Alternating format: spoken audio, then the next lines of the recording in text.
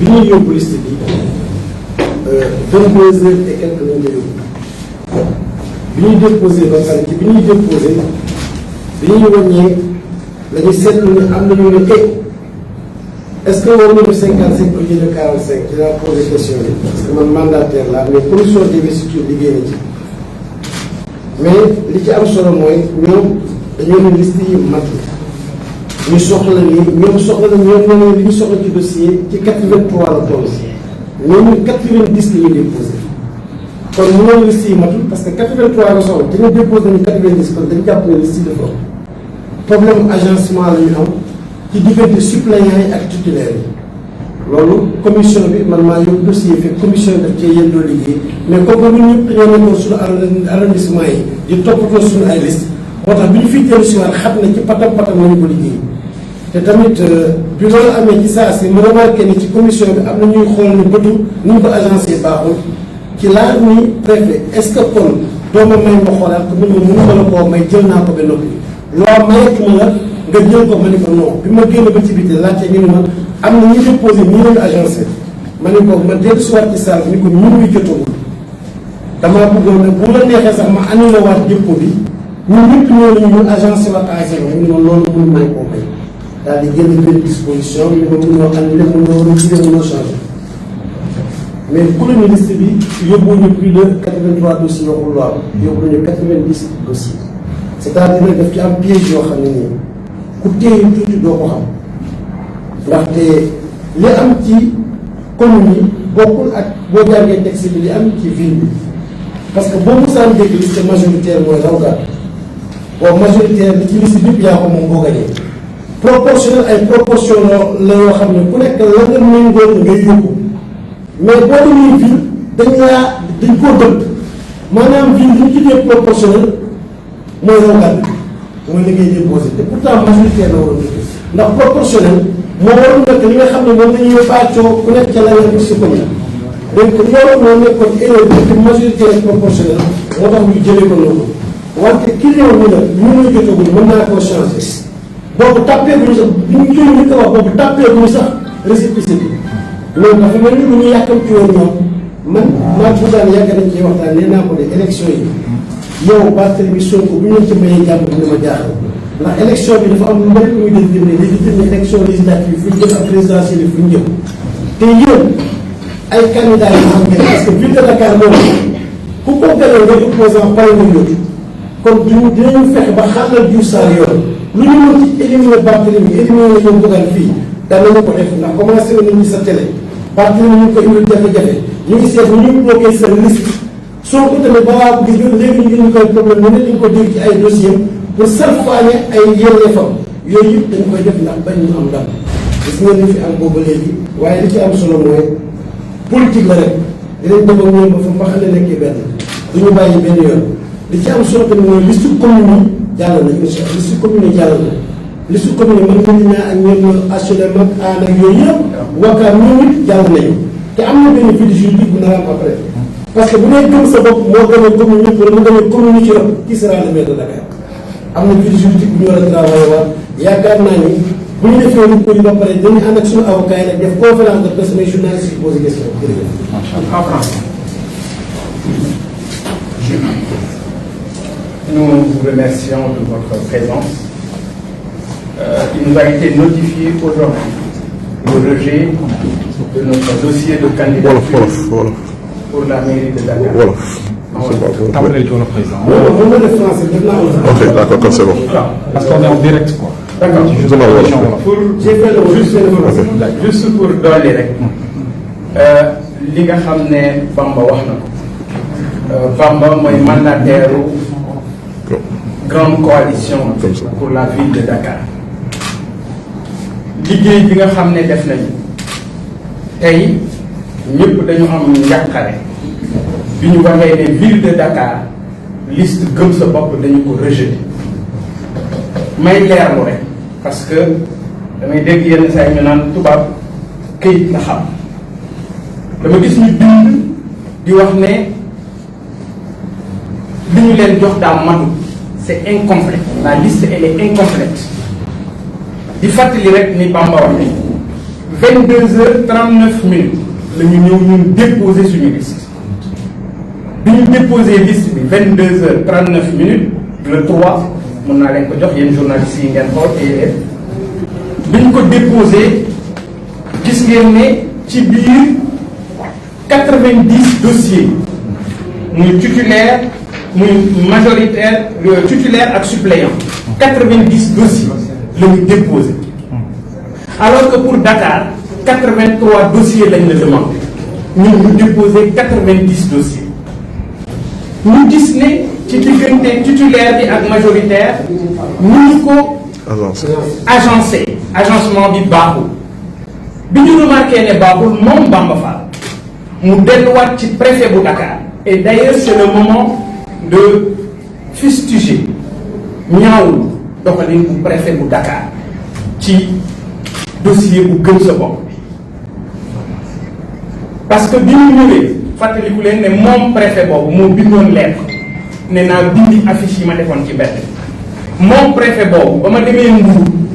moom moo waxoon ne duma dem ci tefes kon préfet bu Ndakaaru bii gëm sa bopp yàgg na koy tere nelaw waaye yàgg nay lijjanti suñuy mbir mu ne Bamba Fall liste bi nga bëgg a consulter mënoo ko consulter donte Bamba Fall moom mooy mandataire bi mu ne ko mënoo ko consulter alors que le code ne dit pas ça code bi dafa wax ne moom ñii di mandataire saa su ne mun naa ñëw xool liste bi parce que ñun bi ñuy déposer ñun ñi jotagu toll bi ñu xamee ne am nañu problème ci agencement ñu dellu si waat ci préfet bi ne ko dañ ko bëgg a soppi moom préfet bi daf ko bañ ci kanamu waa SEDA kon yéene bi ñu amoon ñoom mooy galgal gëm sa bopp yéene bi ñu amoon ñoom mooy indil jafe-jafe gëm sa bopp parce que nag ci loolu la ñu nekk boobaat léegi gis ngeen li fi xewoon fan yéegi gis ngeen lii te biir na ma ne du fi yem dana ko continuer waat di fàttali rek ne jour boobu maa ngi koy fàttali tey di ñu toogee ci bureau bi ñun ñëpp bi ñu ñëwee dañ leen bàyyi ci biti ñuy remplir ak a raturer ak a arranger ñu nekk ci nguur gi bi ñu ñëwee dañu leen ubbil bureau adjoint préfet dañu leen ubbil ci biir préfecture Ndakaaru dugal leen fa taalal leen climatiseur jox leen lépp ñoom ñuy remplir seeni liste jox leen imprimante et loolu ci xaalisu contribuable Sénégal alors c'est des attitudes yoo xam ne dafa war a arrêter dafa war a cesser di fàttali rek ne li ñu def liste gëm sa bopp pour Ndakaar jubluwuñu ci lenn lu may xàllal yoon Abdoulaye Diouf Sarr jubluwuñu ci lenn lu may seen candidat pour ville Ndakaar mën a jàll et loolu gis ngeen li ñu tàmbali ci Barthélémy danañu ko songaat ñeneen ak ñeneen parce que li ñu bëgg mooy seet ay fas yoo xam ne ay fas yi màggat lañu ak i fas yu mënul daw ñu boole leen ak Abdoulaye Diouf Sarr ngir ñu duma leen alors loolu nag il faut ñu xam ne sénégalais yi duñu ko nag ñun danañu def recours yi nga xam ne loolu la ñu yoon may danañu jaarale mbir yi fi nga xamee ne foofu la ñu yoon may et incha allahu rabbi xeex bi danañu ko continuer pour ñu xam ne gëm sa bopp réalité la ci réew mi la preuve tey ñu ngeen fi gis ñoom ñëpp ñu ngi ci ay communes fii ci Dakar déposé nañu amuñu problème donte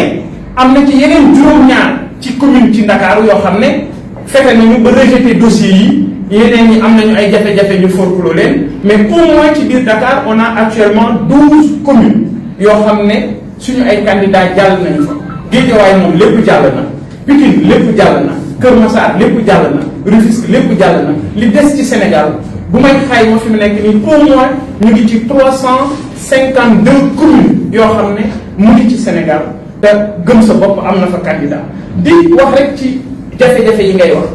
loolu moo xew boggal suñu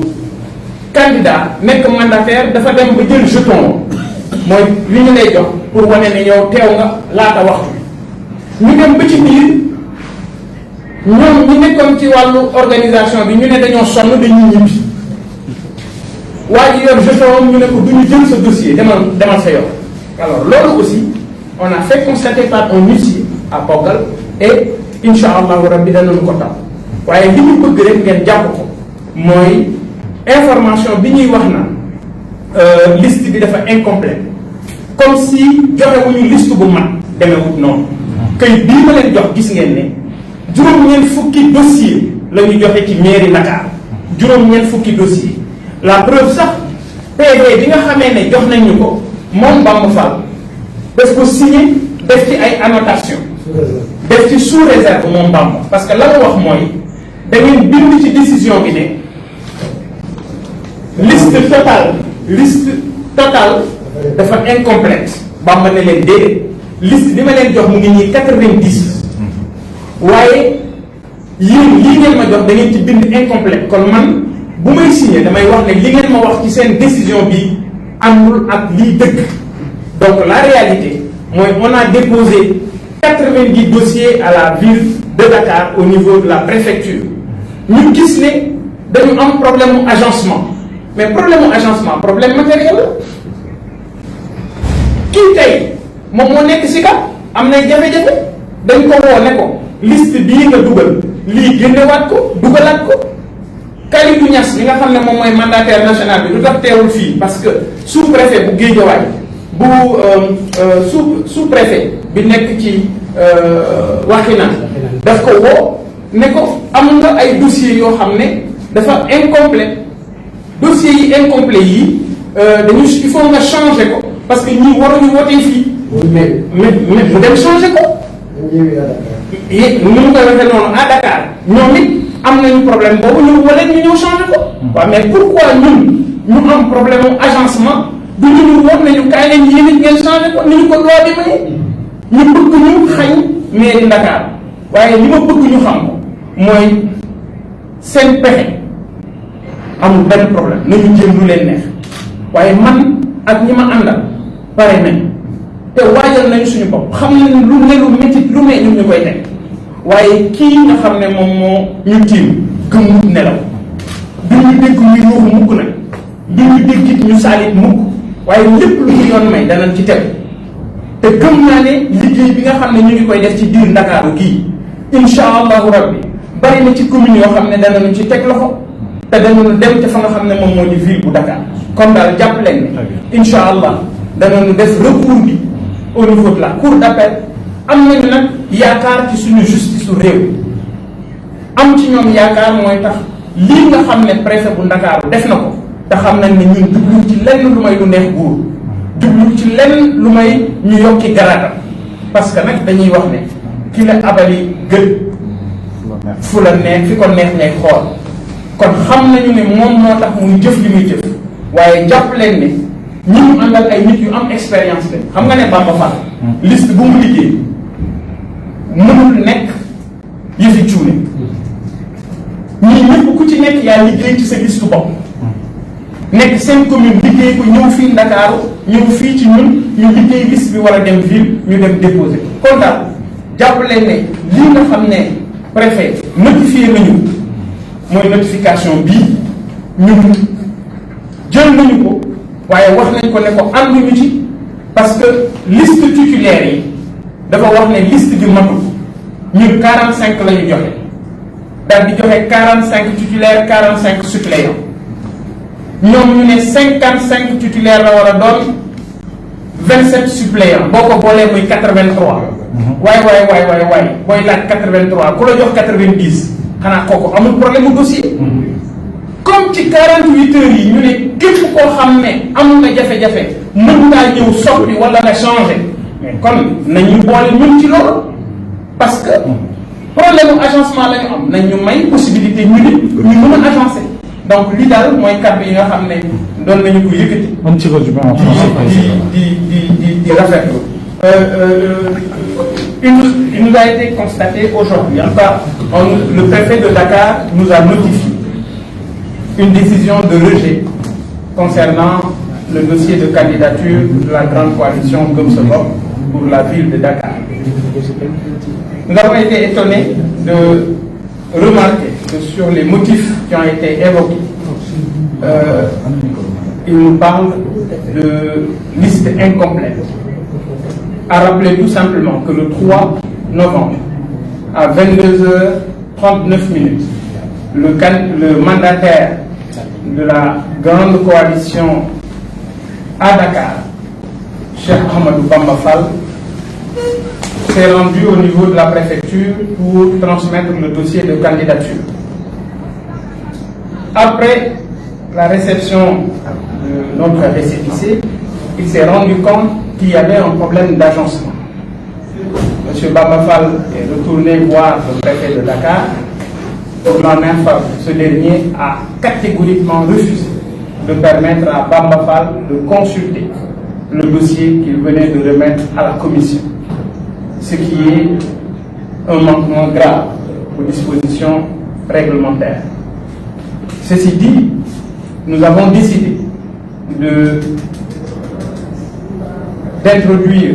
un recours en appel au niveau de la Cour d'appel de Dakar dès demain. Nous allons user de toutes les voies de recours pour permettre à la coalition Gëm Sa Bopp, à tous ses sympathisants, d'entrer dans le droit. C'est important également de rappeler que le comportement du préfet de Dakar est à dénoncer, parce que ce dernier n'a pas voulu permettre à notre mandataire de consulter le dossier, alors que les dispositions réglementaires permettent, en tout cas à notre mandataire, de consulter ce dossier pour, au moins dans les 48 heures, si jamais il y a des erreurs matérielles et autres,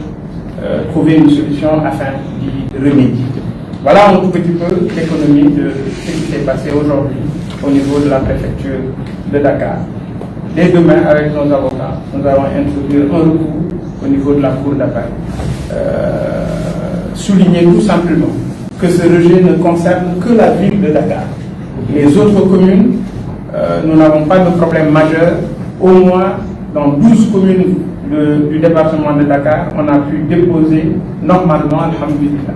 C'est le cas pour toutes les communes du département de Guédiawaye, les 12 communes du département de Pikine, les communes du département de Keur Massar, ainsi qu'à Rufisque. Pour le reste du pays, je crois que nous sommes à plus de 350 communes où nous avons déjà déposé. Nous sommes en train de faire le récapitulatif avec les superviseurs régionaux qui sont ici à Dakar pour contrôler le travail. Je vous remercie. Merci.